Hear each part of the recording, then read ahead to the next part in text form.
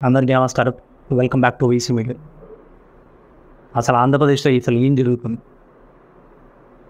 ఒక చిన్నగా జగనన్న తనకి ఇచ్చిన ఒక పథకం ఇస్తే తను ఏదో సంతోషంగా బయటకు వచ్చి ప్రజలకు చెప్పుకుంటే ఇప్పుడు తన ప్రాణాలతో లేదు.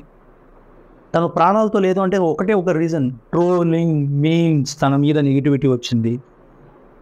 బయట ఉన్న అసలు ఏ పార్టీ వాళ్ళో తెలియదు. అంటే ఓకే, జగనన్న మీకు ఇచ్చిండు, ఇక అయిపోయింది, ఇక ట్రోలింగ్ చేయాలి అని స్టార్ట్ చేసి ఆమె మీద బురద చల్లడం, ఆమె మీద నెగిటివ్ చల్లడం, ఆమెను మొత్తం ఆ ట్రోలింగ్తోనే సర్వనాశనం చేసి ఇప్పుడు ఆమె మరణం దాకా తెచ్చారు. దీనికి ఎవరు బాధ్యత వహిస్తారు? కానీ పోలీసు వాళ్ళు నిజంగా ప్రతి ఒక్కరిని పట్టాలి. ఎవరెవరైతే ట్రోలింగ్ చేశారో, ఎవరెవరైతే ఆమె మీద వీడియోలు చేశారో, ఆమె మీద ఎవరైతే నెగిటివిటీ పెంచారో ప్రతి ఒక్కరిని తీసుకుని లోపడేయాలి. అప్పుడే అందరికి బుద్ధి వస్తుంది. బయట ఉన్న ట్రోలింగ్ వాళ్ళకి బుద్ధి వస్తుంది. ఏదైనా జరిగింది అంటే చాలు, ఏదైనా ఒక న్యూస్ వచ్చిందంటే చాలు దాని మీద ట్రోలింగ్, దాని మీద మీమ్స్. ఏం బయట సమాజం అసలు ఏమైపోతుంది?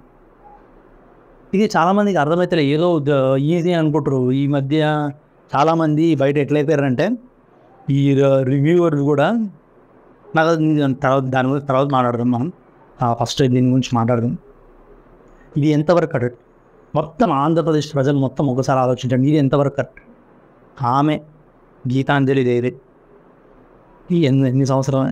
28, 29 సంవత్సరాలు ఉంది. 2 పిల్లలు ఉన్నారు. ఒక మంచి భవిష్యత్తు ఉంది ఆమెకు. అటువంటి ఆమె ఇప్పుడు ప్రాణాలతో లేదు. దీనికి ఎవరు కారణం? జనసేన, టీడీపీ, లేకపోతే బీజేపీ, లేకపోతే ఎవరు కారణం? జగనన్న ఒక పథకం ఇచ్చిండు, తీసుకుంది, ఆమె సంతోషం వ్యక్తపరిచింది. ఆమె మీద ఆమె ఒక వీడియో, ఒక జగనన్న మీద ఒక మంచి పాజిటివ్గా చెప్పినందుకు ఇప్పుడు ఆమెను ట్రోలింగ్, మీమ్స్ అన్నీ చేసి ఆమె మరణం దాకా తెచ్చారు.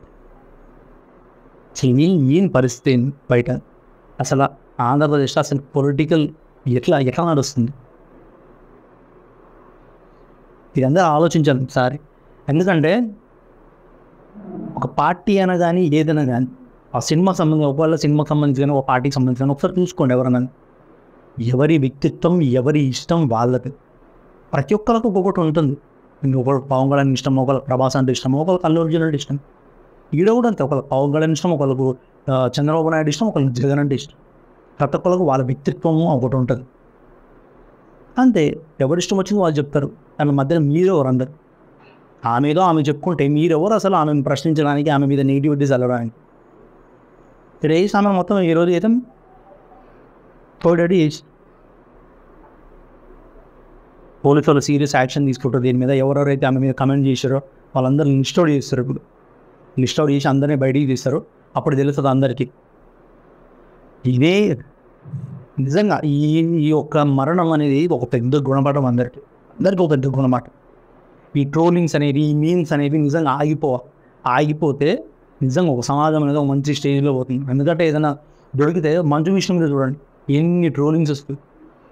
ఎందుకంటే కొంతమంది తీసుకుంటారు కానీ కొంతమంది తీసుకోవాలి. అట్లా తీసుకోకనే ఇప్పుడు ఇది జరిగేది. సమాజం గురించి ఆలోచించండి. సమాజం నుంచి ఏదైనా మంచి స్ప్రెడ్ చేయడానికి ట్రై చేయండి. అంతేగాని ఇటువంటి చెత్త వ్యవహారాల్లో, ఇట్లాంటి చెత్త ట్రోలింగ్, ఇటువంటి చెత్త మీములతోని ఇట్లా ఈ ఇష్టం వచ్చింది చేస్తే ఇట్లే ఉంటారు. ఇప్పుడు మీరు అందరూ లోపడేస్తారు. అప్పుడు తెలుస్తుంది మీకు అసలు ఏంది. ఒక నిజమైన నాయకుడిని మీరు ఎన్నుకోవాలనుకుంటే మీ మనస్ఫూర్తిగా సపోర్ట్ చేసి ఎన్నుకోండి. అంతేగాని ఒక నాయకునికి ఎవరో సపోర్ట్ చేస్తారనేసి వాళ్ళని దిగదార్చడం, వాళ్ళని మొత్తం నాశనం చేయడం కాదు. సరే, మీరు బాగుపడడం పని చేసుకోండి. సో ఇది నేను చెప్పలేకపోతున్నా. ఎందుకంటే ఈ సిచ్యువేషన్ మొన్ననే ఆ వీడియో చూసినాము, అదే మంచిగా చెప్పింది, ఓకే లబ్ధి పొందింది, ఓకే మంచిదే అని అనుకున్నాం. కానీ ఇట్లా జరుగుతుందనేసి మేము అసలు ఎక్స్పెక్ట్ చేయలేదు. సో నా వీసీలో నుంచి ఆమె ఆత్మకు శాంతి చేకూరాలని నుంచి మనస్ఫూర్తిగా కోరుకుంటున్నాం. అంతే. Thank you.